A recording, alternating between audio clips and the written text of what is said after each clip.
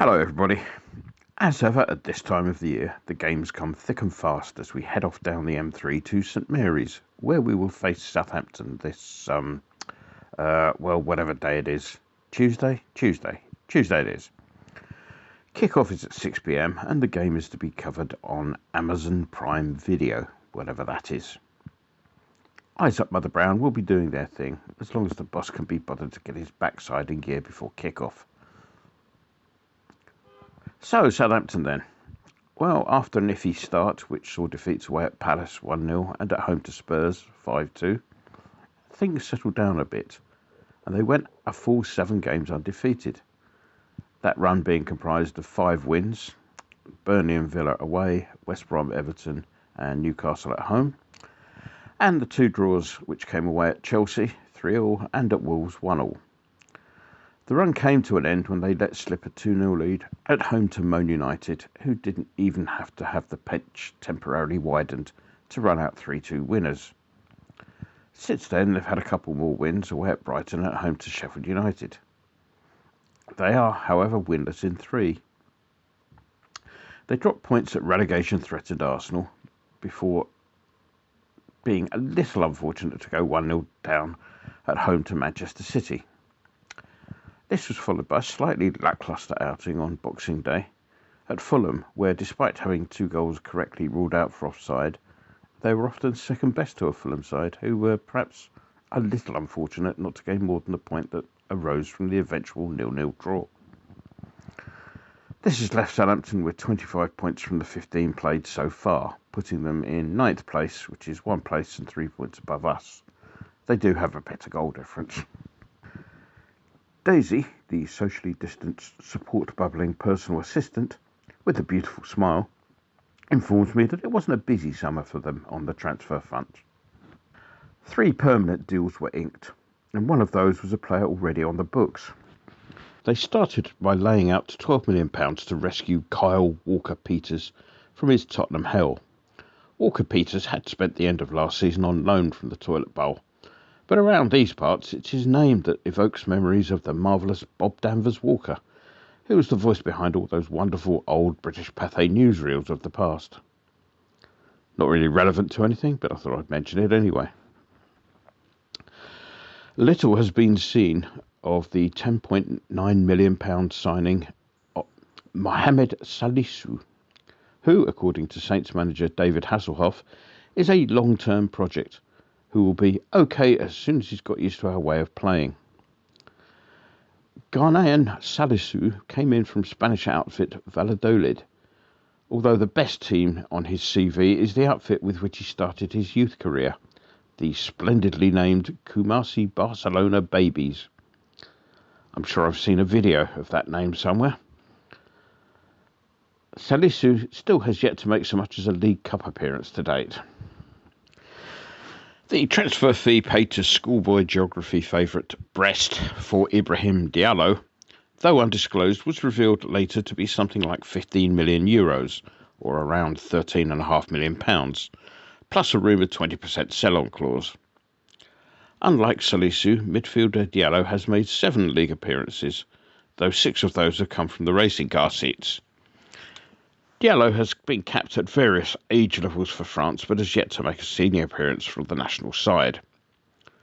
Perhaps of more significance this term was the one loan arrival, which marked a return to the scene of the crime for Theo Walcott, who, after dabbling with Arsenal and Everton, has come back south on a season-long deal from the Toffee Men.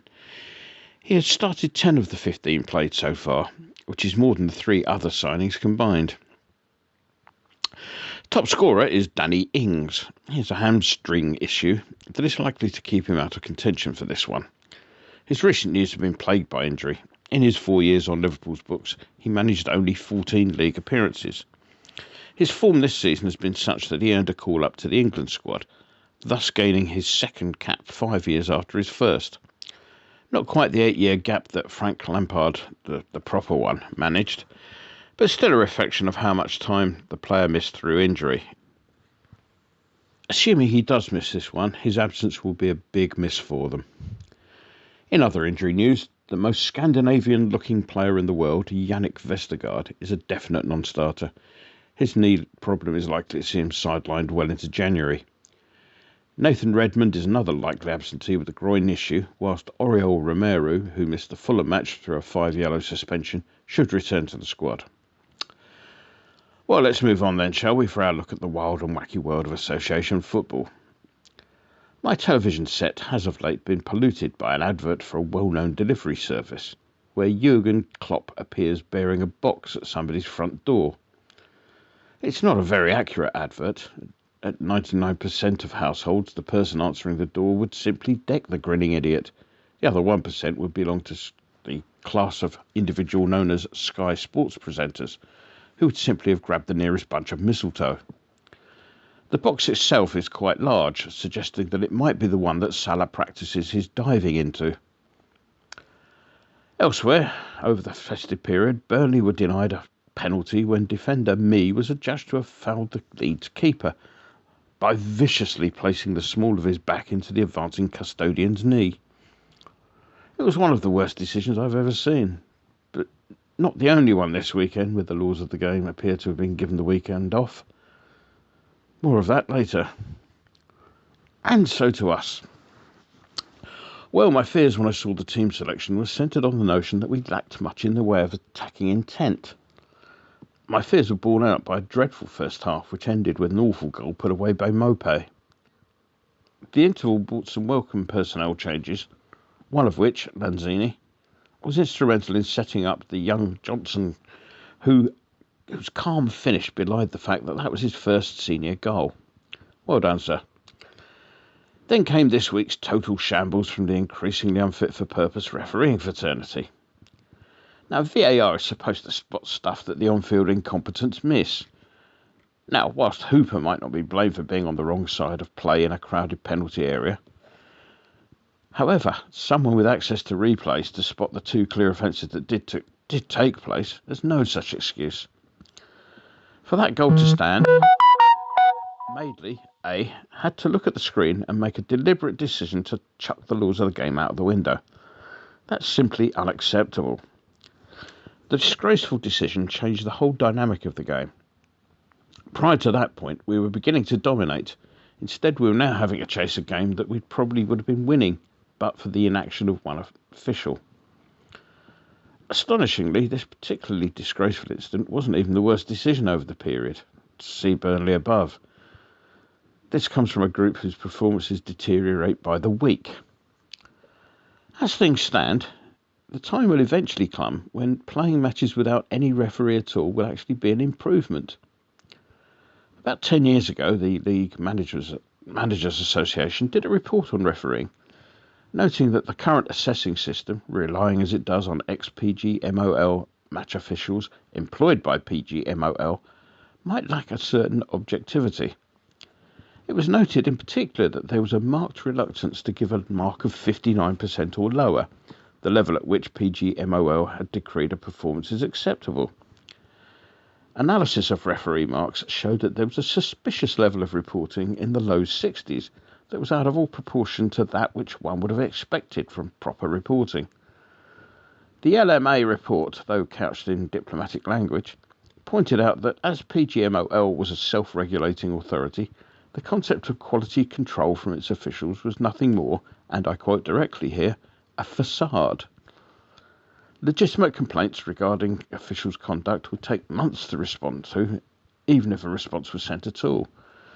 The report went on to suggest there ought to be some form of external oversight of match officials, a kind of off-ref, if you like, just to ensure PGMOL was doing its job. This excellent idea, which might be unnecessary had the FA not abrogated its statutory responsibilities under FIFA regulations, seems to have been quietly hidden. P.S. Mike Riley gets paid over £180,000 a year. Those last two sentences may be connected.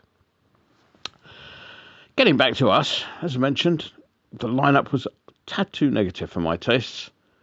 That might not have been the case had the one attack-minded player playing behind Haller been on his game a bit more. However, it was a bad day at the office for Bowen.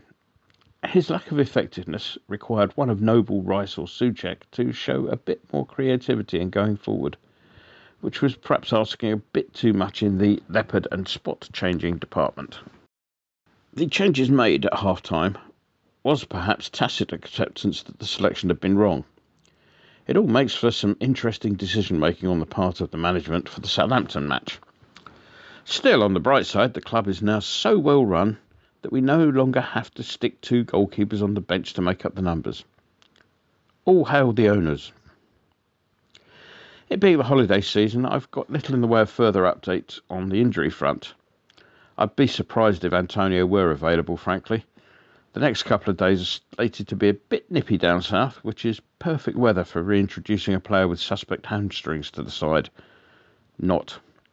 Arthur, of course, will be a good while yet. Prediction? Well, I can't see us continuing our good run against them. The Fulham game apart, they've been fairly consistent. And they appear to have a bit of depth in their squad, something that we kind of lack. As it's that time of year, I will go for a slightly better result than I actually think we will get. So the £2.50 I was going to spend on a copy of Mike Riley's seminal work, Fraud for Beginners, which I was going to send to Sir Philip Green in case he needed the lessons, will instead be placed on a 1-1 draw. Now, Mr. Winston, what tier is your turf accountancy emporium in? Enjoy the game.